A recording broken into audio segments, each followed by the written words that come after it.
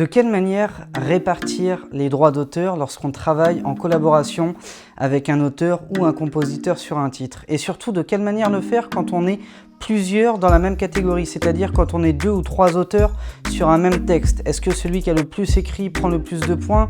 Est-ce qu'on fait une répartition à part égale? Et quand il y a un éditeur, est-ce que la répartition est encore différente?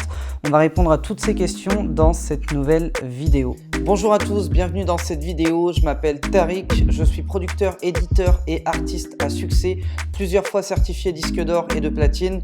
Et aujourd'hui, j'aide des artistes et des producteurs indépendants à vivre de leur musique. Le premier point à noter, c'est que habituellement, on fait des répartitions par classe de catégorie, c'est-à-dire les auteurs d'un côté, les compositeurs de l'autre et éventuellement les éditeurs sur un autre bord.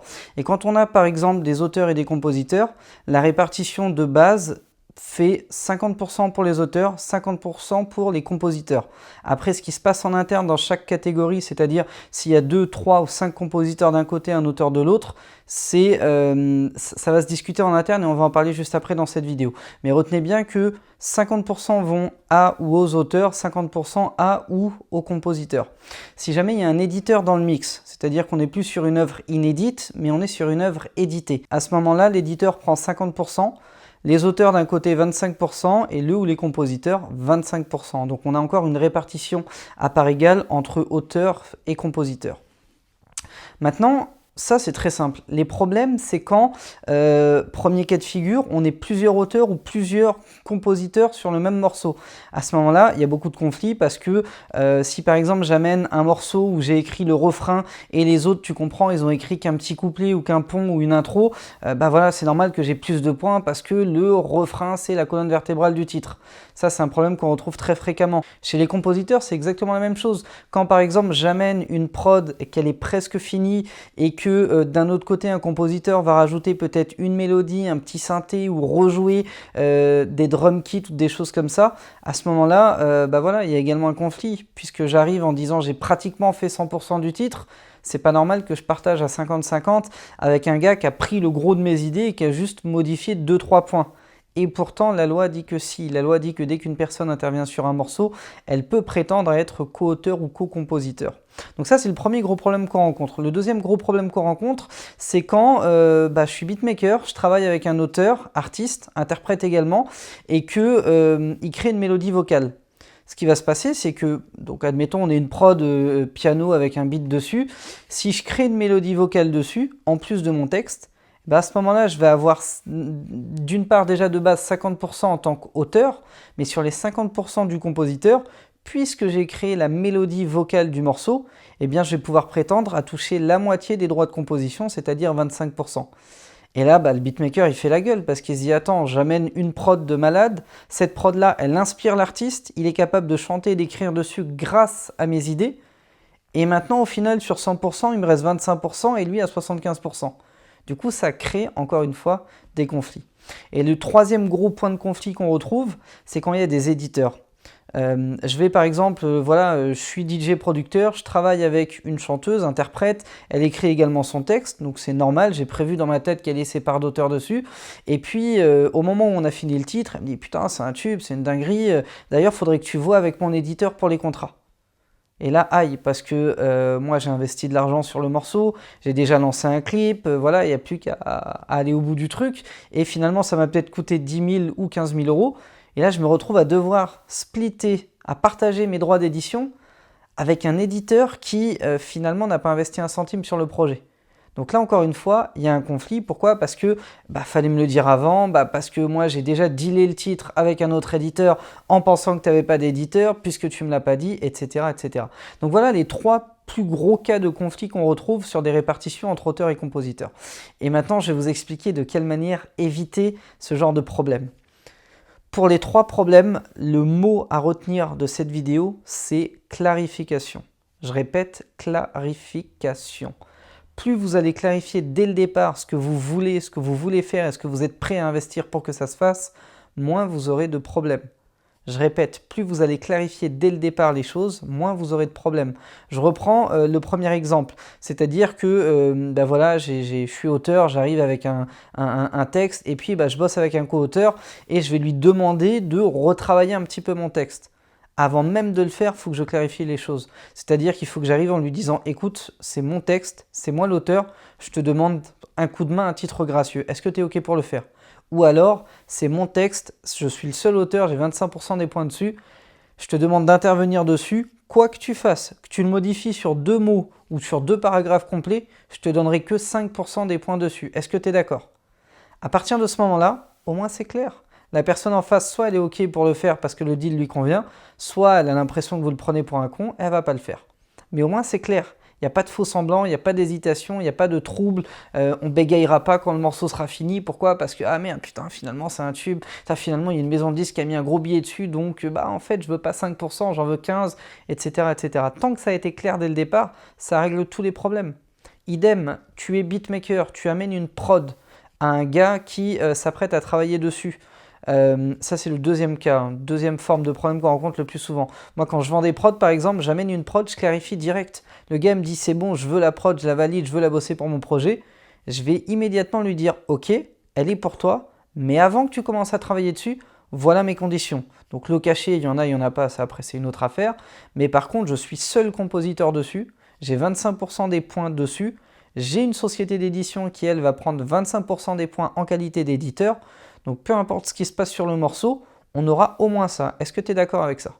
Ça, c'est le premier point. S'il me dit oui, le deuxième point, c'est maintenant. Je ne suis pas plus con qu'un autre. Si tu fais intervenir des musiciens, des choses comme ça, et que mon morceau est arrangé, retravaillé, modifié, à ce moment-là, je prendrai la liberté d'accepter ou non de partager mes points de compo avec ces personnes-là. Pourquoi? Parce que s'il a simplement modifié certaines sonorités, je ne suis pas d'accord pour lui laisser des points. Si par contre il a rajouté une ligne de guitare qui carrément amène le morceau à un niveau supérieur, je serai le premier à lui splitter de moitié mes points. Donc, encore une fois, je garde le pouvoir car j'ai clarifié la situation. J'ai clarifié la clé de répartition qu'on s'apprête à mettre en place ensemble. Et idem pour la partie mélodie. C'est-à-dire que si je travaille par exemple avec un chanteur et qui me dit ouais, moi je vais te l'apprendre, tu sais, je vais chanter dessus et puis voilà, on fera 50-50 sur les droits. Je l'arrête tout de suite. Je lui dis non, moi c'est 25 en compo, 25 en édition et je tiens à te le dire, je respecte ton travail, tu vas créer une mélodie vocale, etc. dessus, mais je préfère te le dire, je garde 25% en compositeur seul. Si tu n'es pas d'accord avec ça, je comprends et je respecte ça. Moi, à ta place, je ne serais peut-être pas d'accord. Aucun problème, auquel cas on ne travaillera pas ensemble. C'est tout. Si tu es d'accord, on bosse ensemble, sinon tu vas voir quelqu'un d'autre. Et en fait, dès lors que vous clarifiez, là ça peut peut-être paraître un peu agressif ce que je fais en mode business pur et dur, mais ce n'est pas le cas du tout. C'est juste que j'investis dans du matériel, j'investis dans de la formation pour apprendre les dernières techniques de beatmaking, de mix, d'arrangement, de production, etc. J'ai des plugs, des VST qui m'ont coûté les yeux de la tête, j'ai du matos qui m'a coûté les yeux de la tête. Si demain je claque un hit pour un artiste, je veux pouvoir défendre ma part du gâteau, très simplement. Alors si je ne suis pas en position de le faire, je négocie différemment. Mais si je suis en position de le faire, ce qui est mon cas aujourd'hui, franchement, je le fais ouvertement. Et ceux qui n'ont pas envie, c'est pas grave. J'ai pas besoin de vous aujourd'hui pour bouffer. Donc ma position, elle est claire sur ça. Mais pour être franc avec vous, même quand j'avais besoin des autres pour bouffer, j'avais quand même une position claire. Pourquoi? Parce que quand l'autre va me dire « je suis d'accord avec toutes tes conditions, mais ça, franchement, je ne suis pas d'accord », je suis en bonne position pour discuter parce que j'ai eu un accord sur tout le reste. Donc s'il n'y a que ce point-là qui crée de la friction, je ne suis pas plus con qu'un autre. Asseyons-nous autour d'une table ou appelons-nous 10-15 minutes, discutons-en. Oui, parce que tu crées des mélodies de malade ou parce que tu fais appel à un top liner qui prend des points sur les compos, etc. Ok, on va s'entendre, c'est pas un problème. Mais tout ça se discute. Tant que ça n'a pas été clarifié, il n'y a aucune discussion possible. Et le pire du pire, c'est quand tu arrives à la fin que le morceau est prêt à sortir et que tu dis « au fait, on s'en était pas parlé, mais moi, tu sais, c'est 25% en point de compo, etc. » Là, tu passes pour un escroc parce que comme tu n'as pas clarifié la situation au départ, ça ne peut pas aboutir. Donc ça, c'est très important, la clarification. Et le dernier point dont on a parlé, c'est les éditeurs. C'est pareil. Vous l'avez vu là dans mon précédent exemple, j'annonce la couleur directe. Demain, tu travailles avec quelqu'un. Moi, c'est la première question que je pose. Quand, par exemple, un de mes artistes arrive en me disant « voilà, tiens, je t'envoie un son, j'ai fait appel à tel compositeur, tel machin », je l'arrête tout de suite, je lui dis « attends, on n'envoie pas ça au mix, tu m'envoies le numéro du gars, je vais l'appeler et on va voir ce qu'il y a derrière. » Et là, j'appelle et quand la personne me dit « je suis avec un éditeur », je demande qui est l'éditeur, je prends les coordonnées, je l'appelle également et je clarifie la situation. Pourquoi? Parce que si demain, j'ai un deal en maison de disque et que la maison de disque me dit « je veux la moitié des éditions », et que je lui cède, si derrière je ne peux pas tenir mes engagements parce que le compositeur du son m'a pas dit qu'il était engagé avec un éditeur, c'est moi qui passe pour un con. Donc c'est très important de tout clarifier. Et les étapes, c'est vraiment ça. Il y a un morceau qui est là, c'est « Allô, ok, tu as un éditeur, ok, c'est qui, ok, je vais l'appeler. » Et quand j'appelle l'éditeur, c'est lui dire clairement « Écoute, je sais que tu as investi sur cet artiste, peut-être que tu lui as filé une avance, du matos ou quoi, donc il n'y a pas de souci, tu prendras des parts, mais par contre, tu vas prendre des parts moins importantes que ce que tu aurais pu espérer prendre, et je vais t'expliquer ce qui fait que tu vas prendre moins, parce que je vais investir dans un clip pour ça, parce que je vais faire appel à un tel en featuring, et lui aussi un éditeur, et il me demande de prendre tant dessus, parce que j'ai un deal derrière avec un média ou avec une major, et ils vont me demander tant aussi dessus. Donc si j'ai pas les mains libres pour travailler, en gros le morceau on l'a fait, c'est super, mais il va finir au placard parce que je ne vais jamais le sortir. Donc, est-ce que c'est pas mieux que tu prennes moins pour qu'on aille tous de l'avant sur un projet, et moi aussi je vais prendre moins, ou alors on se braque tous et le morceau est là, c'est super, on a un excellent titre, mais on va rien en faire. Et à ce moment-là, il y a une discussion en bonne intelligence qui se fait, et on arrive à un accord. Et en plus, cette étape de clarification-là, elle va me permettre de déterminer si en face, j'ai une équipe qui est assez compréhensive des choses, qui comprend le business et qui va aller dans mon sens, ou plutôt si j'ai une équipe qui va me freiner, qui va être là que pour ses intérêts et qui va littéralement nous empêcher d'avancer. Auquel cas, franchement, même si j'ai un tube entre les mains, je préfère m'en passer et avancer sur un autre projet. Et en plus de ça, souvent ce qui va m'arriver de faire, c'est de me dire, bah ok, gardez le beat, on va en refaire un. On a notre ligne mélodique qui appartient à personne, on a notre texte qui appartient à personne, on va les garder et on va les reconstruire une instru dessus, puisqu'on n'a pas réussi à se mettre d'accord. Et on pompera aucune ligne mélodique de votre instru, aucune structure rythmique ou quoi, on va tout refaire de A à Z sur un truc qui sera complètement différent. Si ça sonne, c'est cool, si ça sonne pas, c'est pas grave. Mais au moins, il n'y a aucune friction. Donc, à la question de quelle manière est-ce qu'on doit répartir ses royalties, etc., la première réponse, le premier élément de réponse, c'est de manière éthique, équitable et en bonne intelligence grâce à la clarification dès le départ. Le deuxième point maintenant, c'est de quelle manière fixer des pourcentages. Et ça, c'est pareil, ça peut être sujet à problème parce que quand on est 5 sur un morceau et que l'un a l'impression d'avoir fait 80% du travail et les autres beaucoup moins, bah celui qui a fait quasiment tout le boulot, il a tendance à vouloir prendre le plus de points pour lui. Et comme en fait, c'est complètement impossible à évaluer, c'est impossible de savoir qui a fait quoi sur un titre, qui a apporté quoi, parce que quand on est dans un studio, si par exemple je suis en train de composer ou de modifier une œuvre avec un artiste, si son manager est derrière et qu'il me dit « mais attends, mets un break ici, peut-être que tu devrais mettre un piano au lieu d'un synthé, tu verras ce que ça donne, etc. » Si je le fais et qu'effectivement ça déchire, c'est normal qu'il ait des points de compo dessus. Pourquoi? Parce qu'il a apporté une idée. En fait, beaucoup pensent que on peut prétendre avoir des points de compo quand on est derrière les machines ou derrière le clavier, mais c'est faux. C'est faux quand David Guetta débarque et dit changez-moi 2 notes ici, changez ce synthé par ce synthé, ça va être un tube, et qu'effectivement ça devient un tube. Son intervention, elle se fait à partir d'une idée. Il n'a pas touché le clavier. C'est Fred Rister qui est derrière le clavier et qui modifie le truc. Mais sans l'idée d'un David Guetta derrière, le morceau ne serait pas du tout le même. Moi, à titre personnel, j'ai travaillé avec un artiste de grand talent qui s'appelle Jack Perry. Je peux vous assurer qu'à chaque fois qu'il m'a donné une idée, ça a changé la phase d'un titre. C'est-à-dire qu'il était là à me dire ouais, ça tue, mais là, ton kick, il va pas plaire au DJ. Donc modifie-le, rends-le plus comme ça, comme ça, comme ça. Attends, je vais faire des tests, des machins. Et son idée, sa simple idée sur un kick, change complètement la phase d'un titre. Pourquoi? Parce que quand on a modifié le kick, je me rends compte que le clap derrière, il devrait être peut-être un peu plus gras ou un peu moins. Donc je vais le modifier aussi. Et puis finalement, ça a donné une dynamique, donc je vais peut-être rajouter un synthé plus agressif derrière sur mon drop, etc., etc. Et en fait, la moindre idée peut modifier complètement la phase d'un titre. Donc tout part d'une idée. Et comme tout part d'une idée, et qu'une idée c'est impossible à matérialiser, on ne peut pas savoir si c'est l'idée de Malik, de Patrick ou d'Elisabeth qui a fait qu'on a amené ce morceau-là comme ça. Moi, ce que je vous conseille, après chacun fait comme il veut, mais c'est tous ceux qui sont présents le jour où le titre est fait, on partage à part égale. Point.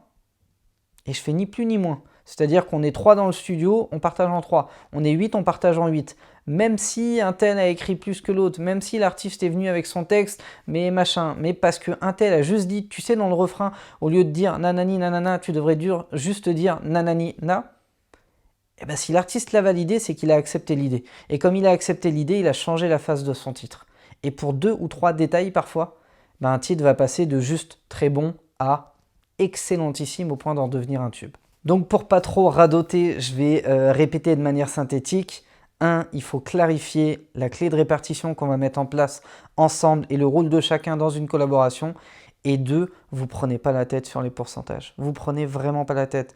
Sauf quand c'est vraiment évident, ou voilà, on s'est mis d'accord et c'est ok, ou limite on a l'habitude de le faire, on le fait. Mais sinon, faites des répartitions à part égale. D'une part parce que c'est plus juste. On ne sait jamais vraiment ce qui se passe sur un titre, et d'autre part parce que ça renforce vos relations. Moi, quand je bosse par exemple avec un de mes guitaristes, pour le citer, big up à toi Franck, sur un titre, et qui change la phase de mon titre, je réfléchis même pas, c'est 50-50 sur la compo. Quand par contre, je fais appel par exemple à un batteur qui rejoue ma batterie avec le même pattern, le même truc, le même machin, mais juste qui va modifier certaines sonorités ou les jouer pour avoir une sensation plus live, mais que c'est la même chose. Si en amont, je me suis entendu avec lui pour lui dire, voilà, s'il te plaît, fais-moi ça, rien de plus, rien de moins, et je vais te filer 5% sur le titre, ça marche aussi. Tant que c'est fait d'un commun accord, que c'est juste et que c'est fait de manière éthique, il n'y aura aucun problème. Donc voilà pour moi, c'est ma manière de faire. Je ne dis pas que c'est la meilleure, je ne dis pas que c'est la bonne, hein, je n'ai pas la science infuse. En tout cas, je vous partage plus de 10 ans d'expérience de répartition où il y a eu des prises de tête, des trucs, des machins. Pour moi, c'est le moyen le plus simple de faire pour répartir des points sur un titre, clarifier les choses dès le départ et faire des répartitions justes et de manière éthique. Et en le faisant, d'une part, on ne se fait pas d'ennemis et d'autre part, on a un titre sur lequel tout le monde est content de se battre. Et ça n'a pas de prix. Merci d'avoir été attentif à cette vidéo. Si jamais ça vous a plu, lâchez-moi un gros like, repartagez-la à un maximum d'artistes, de producteurs, de managers, de compositeurs, d'auteurs que vous pourriez avoir dans votre entourage. Si jamais ce n'est pas encore fait, sérieux, ça vous prend 2 petites secondes. Abonnez-vous à la chaîne YouTube Producteur à Succès. Ça récompense mon travail, ça va me motiver à vous balancer encore plus de vidéos, de contenu intéressant de ce style. Et je vous souhaite une excellente journée à tous. Ciao, ciao.